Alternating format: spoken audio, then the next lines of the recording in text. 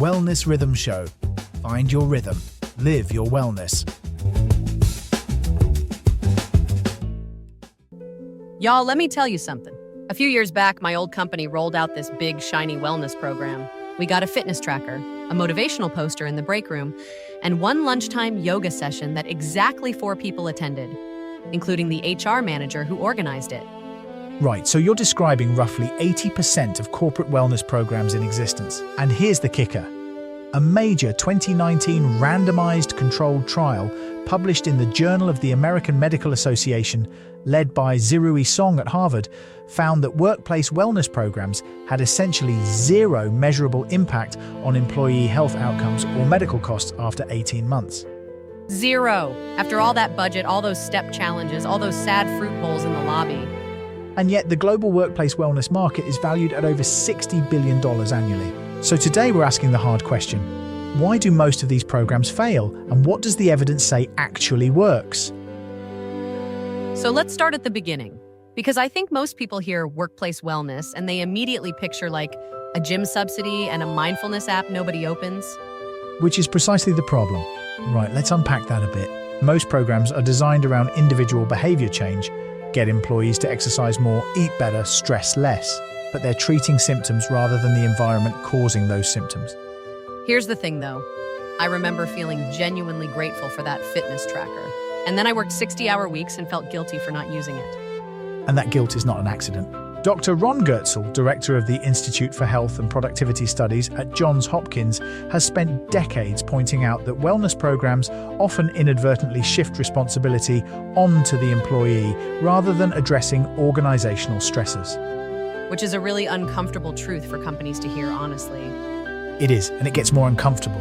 A landmark Rand Corporation study, the Workplace Wellness Program Study, found that disease management components showed some ROI, but the lifestyle management components, your gym memberships and wellness challenges, showed almost none.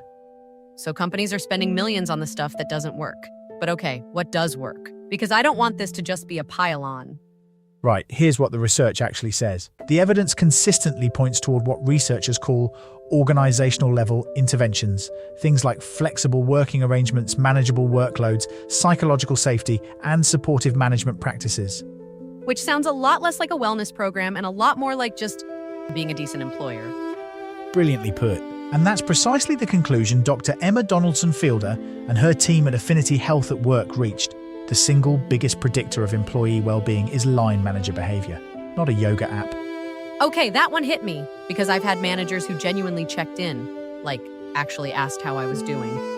And the difference in how I showed up to work was night and day. And there's neuroscience behind that. Dr. Amy Edmondson at Harvard Business School has done extensive research showing that psychological safety, feeling you won't be punished for speaking up or admitting you're struggling, is foundational to well-being and performance. So before your company buys another mindfulness subscription, maybe train the managers first. That would be my strong recommendation, yes.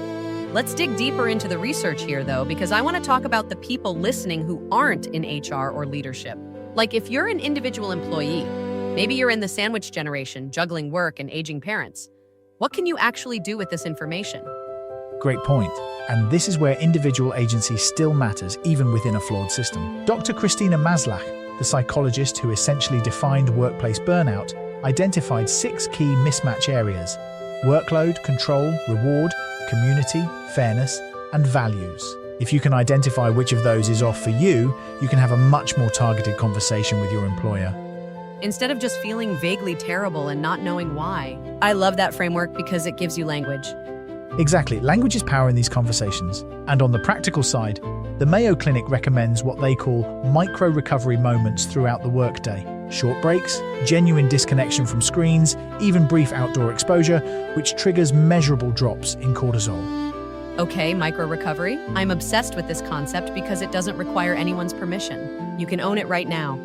You genuinely can. And if you want to support the show so we can keep bringing you research like this, please do like and subscribe wherever you're listening. It genuinely helps us reach more people who need this kind of information.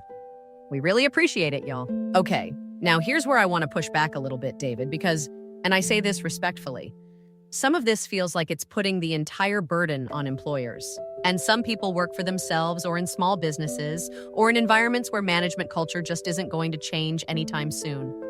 That's a fair challenge, and honestly, it's an important nuance. The research does skew toward larger organizations because that's where the studies happen. For smaller businesses or self-employed individuals, the WU's Healthy Workplaces framework is actually quite useful because it scales down. It's about psychological climate more than infrastructure. So even if you're a freelancer working from your kitchen table next to a pile of laundry, which, yes, is my Tuesday. Every Tuesday, apparently. Every single Tuesday, you can still ask yourself, am I managing my workload? Do I feel in control? Are my values aligned with what I'm doing? Because those 6 mismatches Maslow identified don't care whether your employer has 5 people or 50,000. Precisely right, and here's a nuance worth naming. The evidence on wellness tech, apps, wearables, and so on is mixed at best. A 2022 systematic review in the British Journal of Health Psychology found short-term engagement but minimal long-term behavior change without accompanying social support structures. Which tracks with my experience completely. I used that tracker religiously for about 3 weeks, and then it became a very expensive wristband. Right, the technology is not the solution. The relationship infrastructure around it is. Community, accountability, genuine manager investment, those are the active ingredients. This brings us to something I feel strongly about, which is the difference between wellness as a perk and wellness as a value. Because you can have a ping pong table and cold brew on tap and still have a completely toxic culture. The research absolutely supports that. The American Institute of Stress consistently ranks management style and lack of control as the top workplace stressors, not physical environment. You can have a beautiful office and still be grinding people into dust. And for our listeners who are pre-retirees or in that 50 to 65 bracket, this matters because the cumulative health effects of chronic workplace stress over decades are very real. The research links prolonged high cortisol environments to cardiovascular disease, cognitive decline, immune suppression. Dr. Elizabeth Blackburn, Nobel laureate and co-author of The Telomere Effect, has shown that chronic psychological stress, including occupational stress, measurably accelerates cellular aging. This is not soft science. Right, so this isn't about feeling a little stressed on a Monday. This is about your biological age being affected by your work environment over time.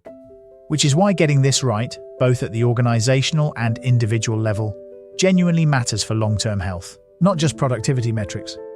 Okay, so what's the one thing someone should walk away from today doing differently? If I had to choose one, have an honest audit of your 6 Maslow mismatches, write them down, identify the top one that's off, then decide, is this something I can address, raise, or do I need to seriously consider whether this environment is sustainable? That is so practical and a little bit brave because sometimes the answer is hard. It frequently is, but so is ignoring it for another decade. Y'all, I genuinely love this one. The takeaway I keep coming back to is this. Workplace wellness isn't a program you sign up for. It's an environment you either have or you don't. And you deserve to know the difference. Right, and if your employer offers you a wellness program, by all means use it. Just don't mistake the fruit bowl for the fix. Don't mistake the fruit bowl for the fix. That is going on a poster somewhere. Thank you so much for spending this time with us on the Wellness Rhythm Show. If today's episode gave you something to think about, please like and subscribe. And share it with someone who needs permission to push back on a bad wellness program. Until next time, work well, not just hard.